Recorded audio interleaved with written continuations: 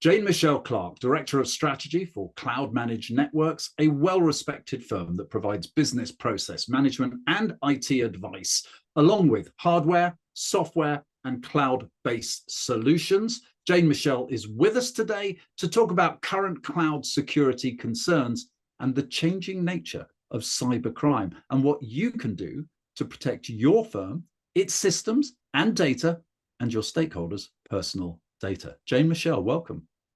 Thank you. Hi, Nick. How are you?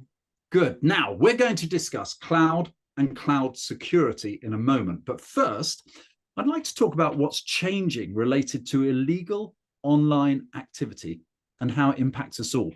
I understand that the rate of cybercrime has been escalating dramatically since the beginning of the year. Can you talk a little bit more about this to us? Unfortunately, that's true, Nick. Every 26 seconds, there is a cyber attack happening somewhere in the globe. The FBI and Interpol estimate that before the year is done, there will be 33 billion accounts that will be breached. Let's put this in perspective. That means that every single hour, every single day, there are 96 new victims of cybercrime. That's a pretty scary number.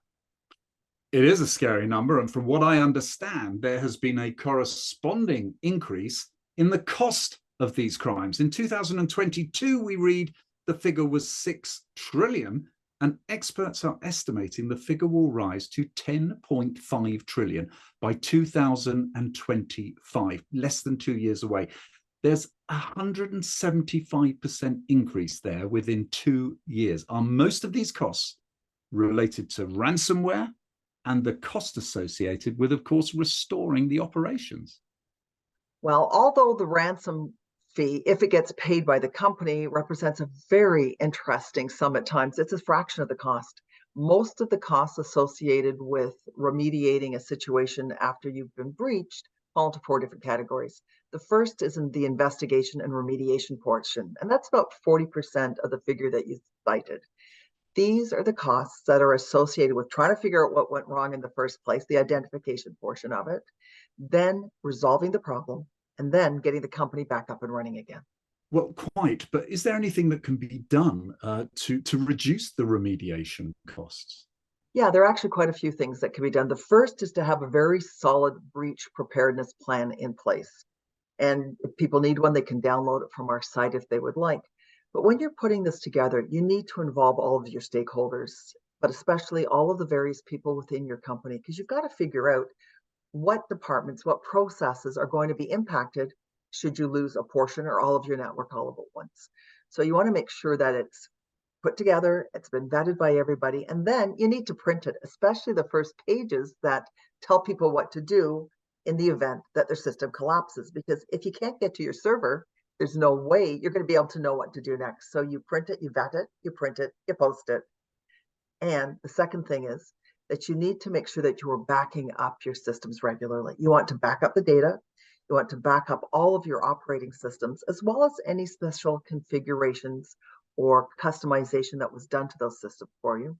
And you need to keep a list of who has access to what. Because for a lot of companies, just reestablishing those permissions can take a lot of time. The one thing is that you want to back up and you want to have your backup automated as much as possible. And for that reason, we often recommend a program like Veeam. But regardless of whose program you use, you want to make sure that your data, your operating systems, all of that backup is now residing on at least 2 different servers, ones that are located in different geographic regions. The third thing you've got to think about is potentially engaging a disaster recovery team. But even if you decide to go it alone, there are a couple of things that you need to do. You need to practice it on a regular basis, because there's a huge difference between backing up your data and then being able to restore it again to pre-attack status. So what we say to people is, check it out, do it routinely, go right down to bare metal and try to restore again as you start to go. Fourth thing is actually work with a disaster recovery as a service firm. You may be paying a little bit on a monthly basis, but most firms, if you don't use their services, they allow you to roll it over into the next year. The advantage is twofold. One, if you work with them up front, they get to know your system. They've got certain foundational elements in place already. So God forbid something should happen. And the joke is, it's not a matter of if, but when. They're prepared. But the other advantage with working with a team, especially one that has their own SOC, especially SOC 2, is that this is something they do all the time. Your team is going to have other things that it needs to focus on in the event of a breach.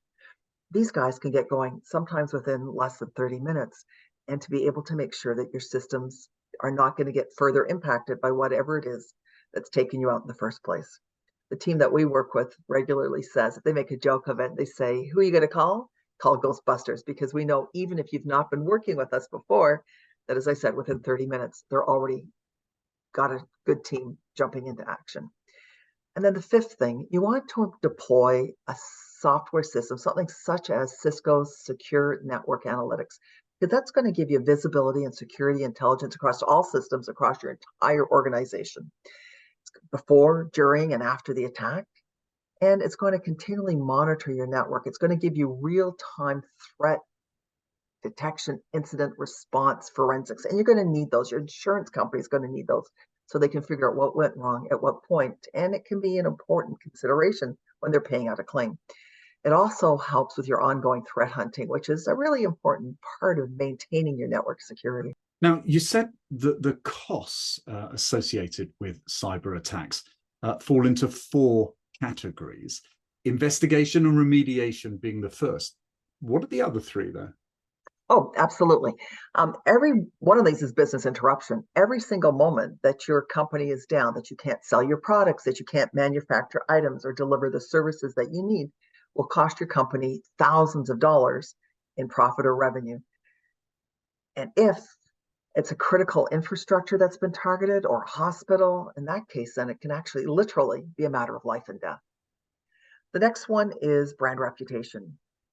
I mean, if you keep going down or you don't handle it well when your system doesn't work and customers start to complain, it could be a huge impact on future business. Right now, in August of 2023, LinkedIn faced some challenges because a lot of its accounts ended up being frozen out.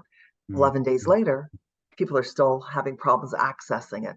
And when you've spent decades in some instances building a network, you've got 15,000 or more connections, having that wiped out and having to start all over again, that's a huge impact to future people wanting to use that particular product or service. The last one is something that we don't hear as much about, quite frankly, and it's becoming a much larger cost in terms of what happens when you get breached. And that's the theft of your corporate strategies, of your intellectual properties. I'm going to ask you to cut to a slide here, because if you see from this first slide, there's a disturbing amount of information, corporate information, that's available for sale on the dark web. This first one comes from Avis Locker. It's a company that has been offering ransomware as a service to criminals since 2021. And it's known for targeting critical infrastructure, government and other public facilities, financial institutions, critical manufacturing. Most of these types of services, they have little clauses that say you may not use our services to go after nuclear power plants and other things, but not Avis Lockers. So they've been targeting firms in Canada, the US, Europe, including companies such as Germany, Spain, the UK, Belgium, countries a little further afield from me, like Taiwan, Turkey, Saudi, all of them. No country, it seems, is immune. This next slide. It offers up the Cambrian Group, which, with you being in the UK, is probably a name familiar to you because it provides residential, educational, and other services to support social, emotional, and mental health needs of children and young adults across the country. And in this case, personal information from a very vulnerable population is being offered up for sale. Now let's look at this next one. This next one is only about selling Global Mining Products catalog of services. Well, a lot of this is information that Global Mining doesn't want everybody knowing that it offers, things that it doesn't make available to people, let alone telling them what it's going to cost. So having this information out there is a huge concern, because in this case, it's just their offerings. But in other cases, you'll find that companies' proprietary information, things, not just IP, but their trade secrets, their business plans, it's all getting leaked. The estimate is that now, every single month, at least 2 companies around the globe are forced to close their doors. Their business gets destroyed because these bad actors, they get in and they sell to some unscrupulous group of people the patents, the processes, and the client list. So these companies go on now to replicate the products, They go after their customers and say, hey, we've got this product, the same one that you've been using, for 20, 30% less. And it will wipe out these companies because there's very little recourse they have right now. And sadly, this is an escalating figure. Jane Michelle, you've given some pretty worrying examples there through those slides and case histories that you've actually shown us. But I guess my question is, like, who is being targeted? What is the thinking behind this? As an individual, should I be less worried now? And it sounds like it's all about business. Or am I missing something here? Is there a very clear strategy behind these attacks? Yeah, absolutely. You should be worried. Individual smaller hackers, they do go after just about anybody, including individual accounts. But there is a very strategic and organized approach to what's happening. Right now, and for several years, the MUSH sector has been has had the biggest bullseye on its back. So municipalities, universities, schools, healthcare, they have been the number one group that has been targeted over the last 4 or 5 years. In fact, last year, 30% of all large data breaches occurred with hospitals. And when you think about it, it's not that surprising, because if you're going to create a fake ID, you really want somebody that's never applied for a credit, applied for a mortgage, does not yet have a credit rating. Those are kids or people that have recently died that had a great credit rating. And where else can you find those besides schools? It's the hospital, it's the healthcare units. And that's one of the reasons that they're being targeted. Now, we talk about major headlines around the world, and most of those focus on the large multinational organizations. But you know what? Most of the companies that are being targeted are actually the smaller size enterprises. They're the ones that have somewhere between 100 and 1,000 employees, anywhere from, say, 50 million to $1 billion in business.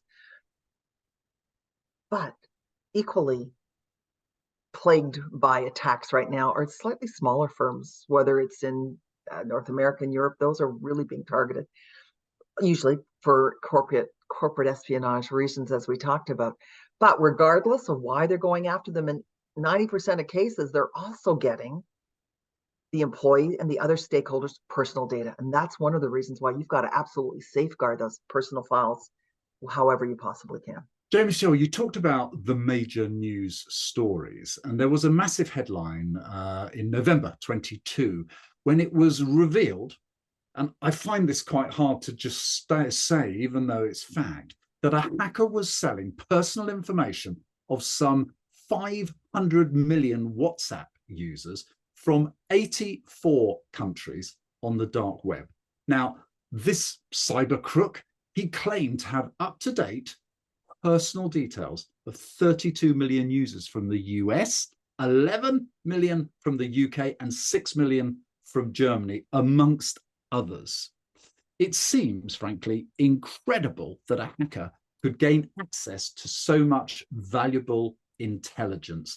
Has something changed in terms of who is hacking and how? Yeah, it has. And unfortunately, Interpol verifies that that is a true statement in terms of those WhatsApp addresses. But there's no doubt there has been a sea change in terms of how cybercrime is being perpetrated today.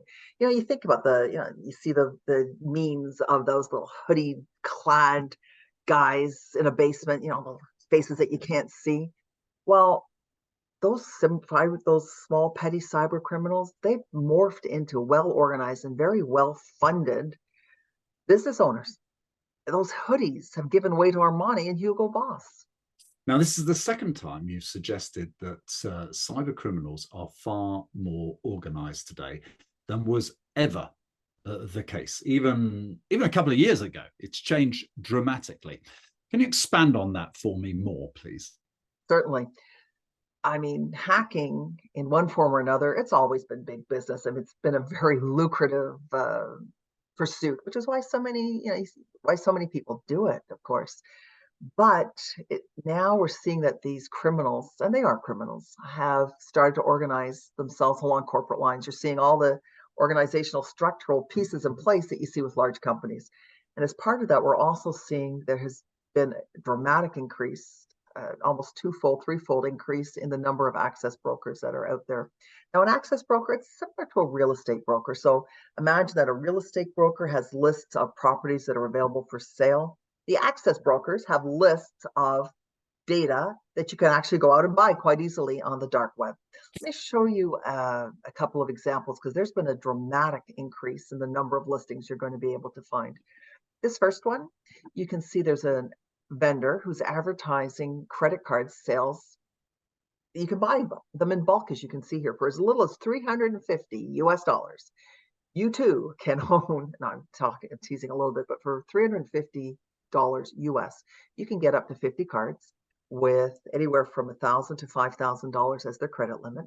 And they also tell you how much is left on the card, so that you can say, okay, great, I want to make this purchase, but I know I can't spend more than X, otherwise I'll go over the card's limit. What's really scary is that anybody can get access to this. They can get access to a .onion extension, which is where you'll find this, simply by downloading a Tor browser. You can't get to it through your regular browser, but you certainly can easily, and too easily, in my opinion, access the dark web these days. Let's go to the next slide. If you look at it, here you get an opportunity maybe to become a US citizen if you want. For $4,000, you get to have a passport, and they say it's bulletproof. Bulletproof passport, driver's license, social insurance number, birth certificate, all of these things. But it seems a little sketchy, because they're asking for, say $1,000 deposit, and you look at the screen, you'll see that it's a $1,500 first charge. Well, they're sketchy. It's not surprising. But maybe you don't want to live in the US. Let's look at the next one. Let's look at the next example. Maybe you'd prefer to be a middle-aged woman living in Canada. This is a Quebecois woman, and if you want, not only can, for $25, you can get her identity, but pay a little bit more and you can find out her credit rating as well. Maybe, though, identity theft isn't your business, or creating fake IDs is not how you make your money. Maybe your business model is simply to be able to earn a little bit of extra cash and do different things. Well, in that case, you've got a whole slew of options. If you look at this next slide, you'll see that this purveyor of different accounts, from PayPal to Amazon and so on, gives lots of opportunities for people to be able to start becoming their own cyber criminals. Jo-Michelle, these are very sobering examples and make it very clear that there have been significant developments in cybercrime. But it does also, believe it or not, provide me with a backdrop to talk about our next session on cloud and cloud migration and cloud security. Because let's be honest, it would be easy to focus on all the negatives, which we have just done, and you providing many of the solutions and advice on how to deal with those. But the pace of innovation and change is absorbing, and being absorbing, it brings lots of positive aspects to our IT industry. Now, although cloud computing has started, what I think it was first in the 1960s, it wasn't until Amazon launched AWS in 2006, many years later, that people started talking about the cloud as being something other than those fluffy white clouds, which we're at last beginning to see now during our rather late summer. But even then, companies were slow to adopt the cloud to some degree, because there was insufficient applications available, unquestionably. But that is no longer the case. And in part because the pandemic forced us all to change the way we work, cloud adoption has almost doubled in the past 3 years. So with nearly 90% of companies around the world already using cloud to some extent in their businesses, you would think that cloud migration would be old hat by now. Yet cloud usage and security, they remain big news, don't they? Why is that? You're right, Nick. Cloud is no longer a novel topic. It's actually become table stakes today in terms of business. That being said, less than half of all organizations are cloud native or fully cloud enabled.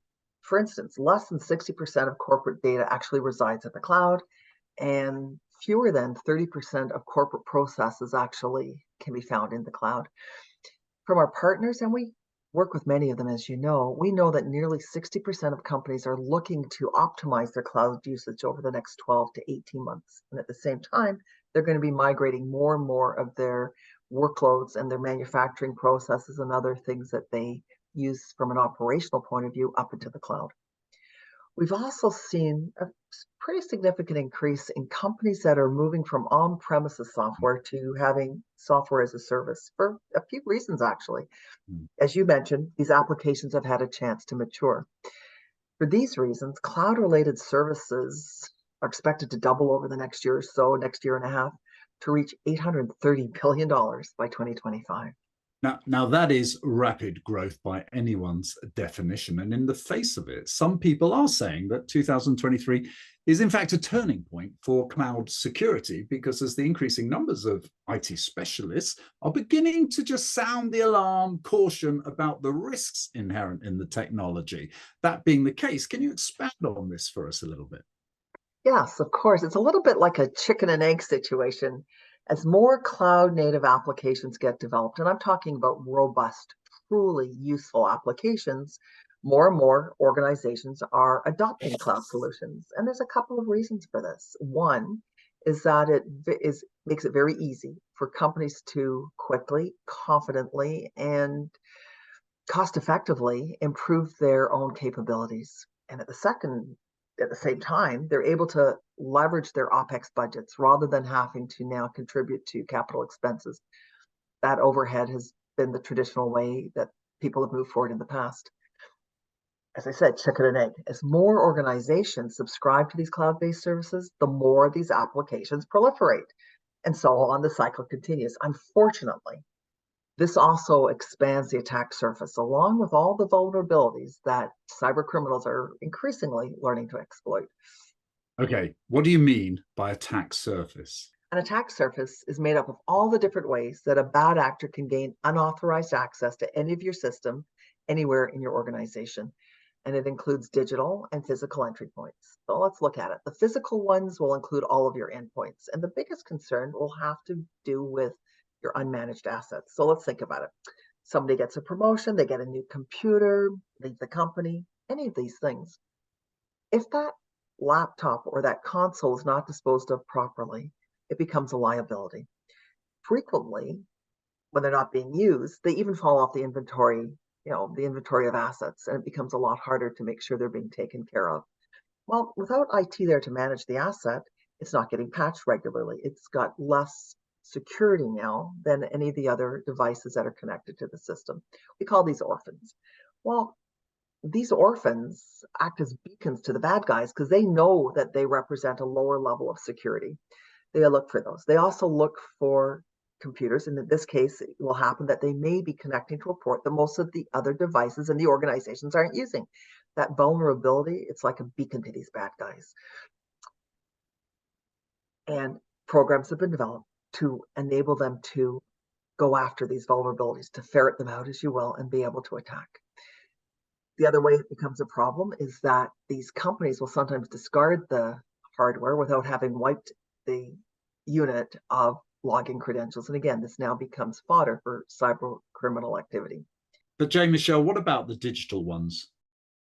Digital attack surfaces will include vulnerabilities that get created by poor programming, weak passwords, defunct operating systems that were inherited, but mostly the problems come from unpatched programs.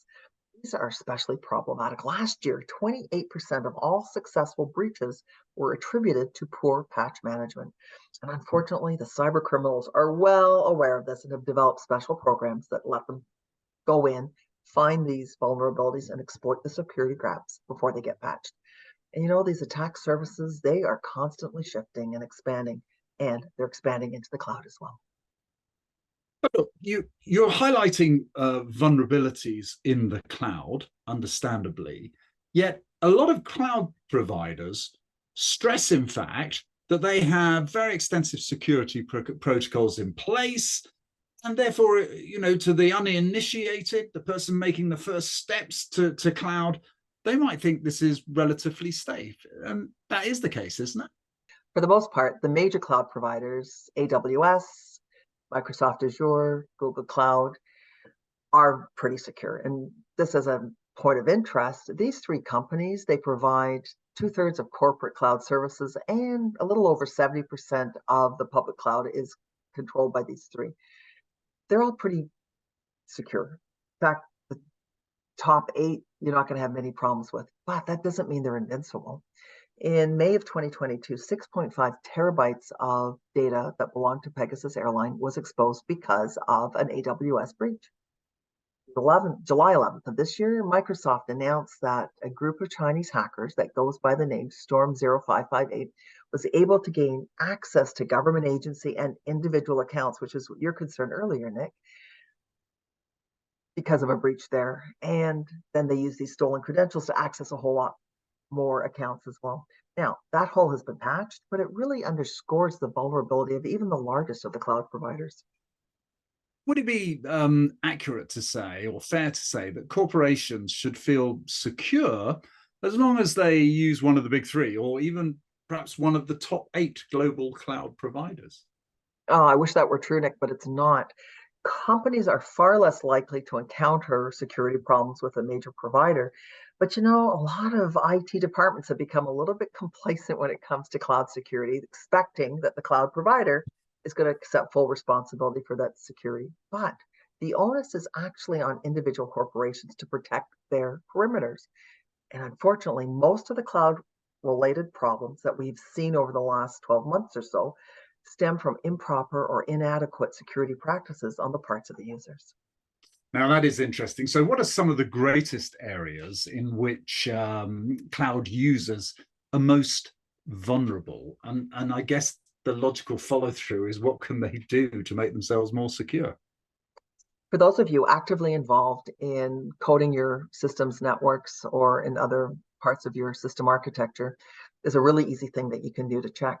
Go and see if your credentials have been hard coded into your source control management systems. Unit 42 surveyed thousands of organizations around the world. And what they learned is that in over 80% of cases, these credentials actually are available through that particular source code management system. And there's a huge vulnerability there. But the good news is that it's an easy hole to be fixed.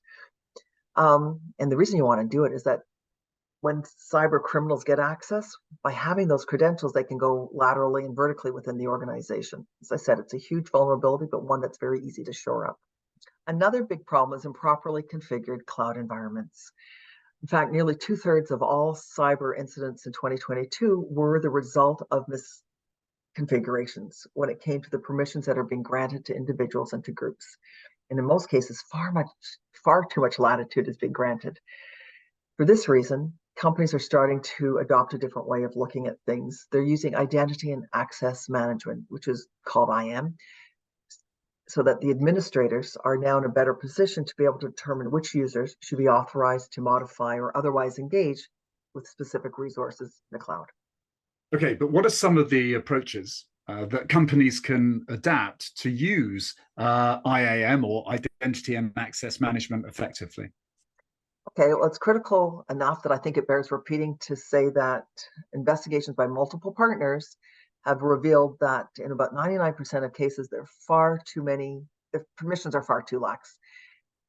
People are being given access to things that they shouldn't. So at very least, you should be separating your administrator and your user credentials. And then you need to limit the access within the cloud based on the roles and adopting least privilege guidelines, which has become the gold standards, becomes best practices today in terms of IT. You should also ensure that all identities are decommissioned or deprovisioned, depending on where you work, once they're no longer needed or that stakeholder has left the company. And frequently that doesn't happen either. To make this process a lot more effective and efficient, we find that it's good to centralize the management of those user credentials, something that today is being referred to as centralized IAM. Now, you mentioned in that answer the least privilege, and that it's considered best IT practice today. Can you expand? What is it, and how does that differ from zero trust? Well, in essence, with zero trust, nobody gets in anywhere until their bona fides have been verified. But once that trust has been established, then you want to use least privilege and that's something that's also known as minimum privilege, because when it's applied properly, it restricts an individual user or a group of users to the software or access of the network that they need, or access to the cloud that they need to actually perform their job and to do so well. Unfortunately, the vast majority of organizations don't apply the same stringent criteria to cloud access that they do to their network access. And as a result, the permissions for cloud often exceed what they need to do their job. by restricting access, you now limit not only do you limit where people can go, but if a threat vector worms its way into your system, you now limit where it can go to if that individual's credentials happen to get compromised. When we spoke earlier this summer, Jane Michelle, it was about changing cyber insurance compliance requirements. You indicated that multi-factor authentication, or otherwise known as MFA, was then an important tool in helping to protect corporate networks and endpoints. Does it also play a role in cloud security? Oh, that's a very good point. As MFA is an excellent first line of defense, unfortunately, it's not routinely enforced for cloud users the same way it is just for granting access to the network. Approximately, and this is a really weird number, approximately 3/4 of organizations do not have MFA on their consoles. Yet, 10% of successful breaches last year came from brute force attacks on consoles. Equally strange, scary, I'm not sure what the right word is there, but over half of firms do not require MFAs for their system administrators, who are vulnerable too. So as a starting point, it's highly recommended that some form of MFA software, and Cisco's Duo is a great choice, be adopted for all remote access, because the research shows that over close to 90% actually of organizations that fell victim to hackers in 2022 did so through their compromised emails, and they had no MFA protection on the key internet-facing systems, including their VPNs. It's also important to implement some form of multi-factor authentication internally, so that every time a user now moves perhaps to a different level platform where greater security is required or a different set of policies is put in place, they need to be verified again. And that doesn't always happen. This will give you a layered defense, which makes it a lot harder for threat vectors to successfully worm their way into your network, especially if you implement a least privileged approach. From what you have explained so far, it appears that cyber criminals will follow different sets of tactics, techniques, and procedures. So what can and should companies be doing now to protect their cloud, edge, networks, and endpoints? Yeah, it may seem overwhelming, but take a look at the slide in front of you, and what you'll see is there are 12 steps at least that companies can take to be able to protect themselves using MFA. I've got that at the top of the list for a very specific reason, because that is, we said, is one of the first lines of defense. Having the backups in place, having a comprehensive breach response plan, but also business continuity plans in place there. So in the event that your system goes down, how do you make sure that your business and your key systems continue to operate even without access to the internet or other parts of the network that you have going on? And this is something that you need to practice on a regular basis. We talked about having those disaster recovery protocols in place and to practice them regularly, going, right from scratch or bare metal in terms of what they're doing. Again, there are a lot of things that we talked about in terms of the least privileged approach. The one thing that we didn't talk about, though, is also having third generation tools that prevent dark web or tail scale networks from being able to connect to or from any part of your networks. That in itself can be a big deterrent to some of the cyber criminals.